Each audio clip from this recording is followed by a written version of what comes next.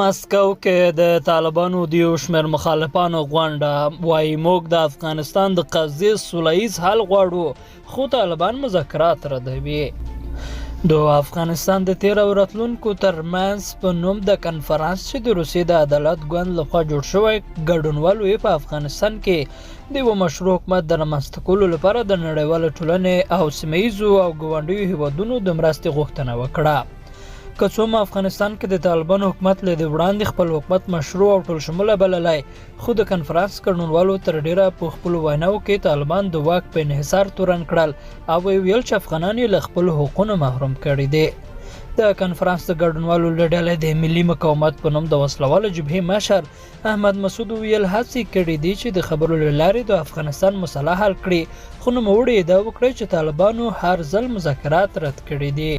احمد مسعود زیاته کړه افغانستان په تیرو 2 کلونو کې د یوه تیاره ناورین خواته تللی، قانون او مشروعیت نه لري او خلک یې له ډیرو حقونو محروم شوي دي.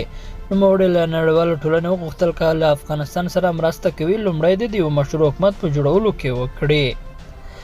بل لور ته بیا په مسکو کې د جوړ شوي کنفرانس د څرګندونو غوښتنو په اړه مو په قدر کې د طالبان حکومت د سیاسي دفتر مشر سهیل شاهین خبرګون هم وپوښت، خو نوموړي د دې راپور تر خپرېدو د ازدرو پوښتنې ځواب نه کړی، خو له دې وړاندې د ښځو د حقونو موضوع د افغانستان کورنۍ مسله بللې.